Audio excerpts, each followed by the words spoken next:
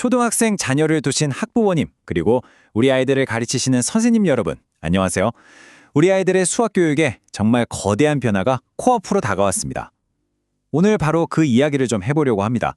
도대체 뭐가, 왜, 그리고 어떻게 바뀌는 건지 그 핵심만 명확하게 짚어드리겠습니다.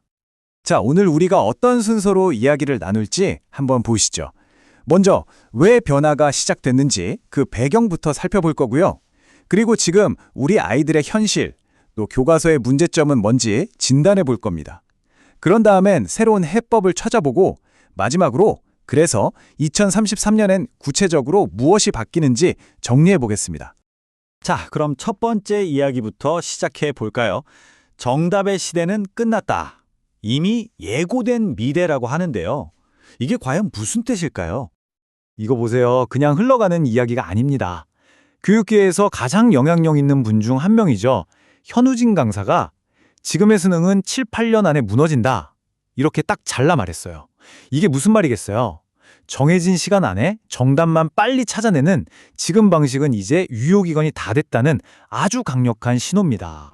그리고 이건 그냥 한 사람의 의견이 아닙니다. 정부, 그러니까 교육부가 공식적으로 못을 박았어요. 앞으로의 수능은 정답 찾는 객관식 시험이 아닐 겁니다. 라고요. 방향이 완전히 근본적으로 바뀌고 있다는 거죠.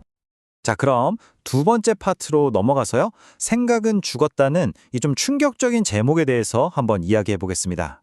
과연 지금 우리 현실이 어떻길래 이런 이야기가 나오는 걸까요?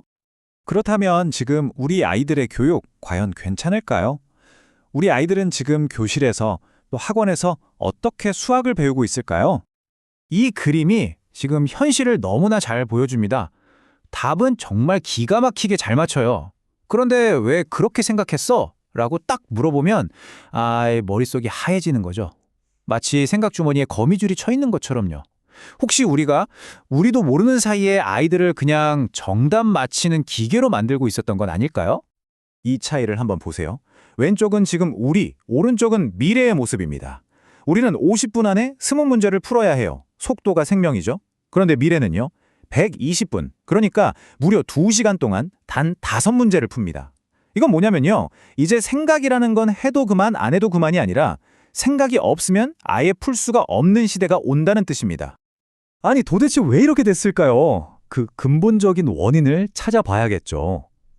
놀랍게도 그 원인 중 하나가 우리가 매일 보낸 교과서에 있었습니다. 같이 한번 들여다보시죠. 자, 이거 6학년 수학 교과서인데요. 분수 나눗셈을 왜 갑자기 곱셈으로 바꿔서 푸는지 그 제일 중요한 원리 설명이 그냥 쏙 빠져 있어요. 그냥 이렇게 하는 거야 하고 넘어가 버리죠.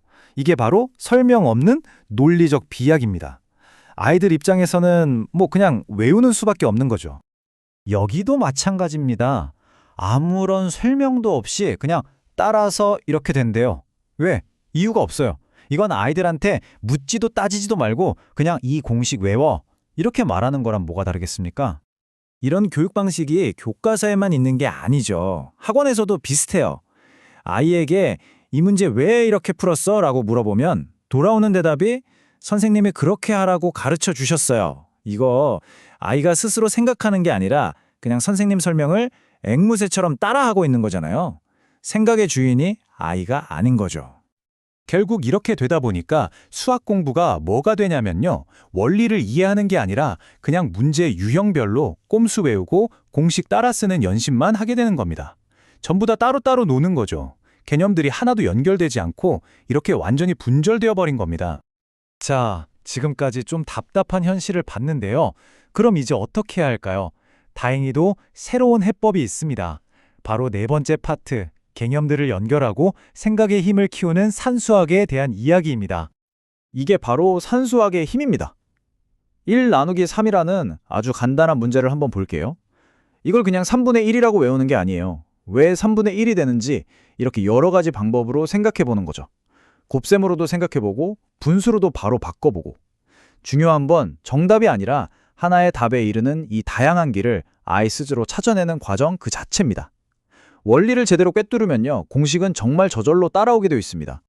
바로 이거예요. 앞으로 바뀔 서술형, 논술형 시험이 요구하는 능력이 바로 이겁니다.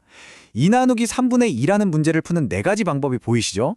이렇게 하나의 문제를 그림으로도 풀어보고 뺄셈으로도 또 다른 방식으로도 접근하면서 나는 이런 방법으로 이렇게 풀었다고 논리적으로 설명할 수 있는 힘, 이게 진짜 실력이 되는 거죠.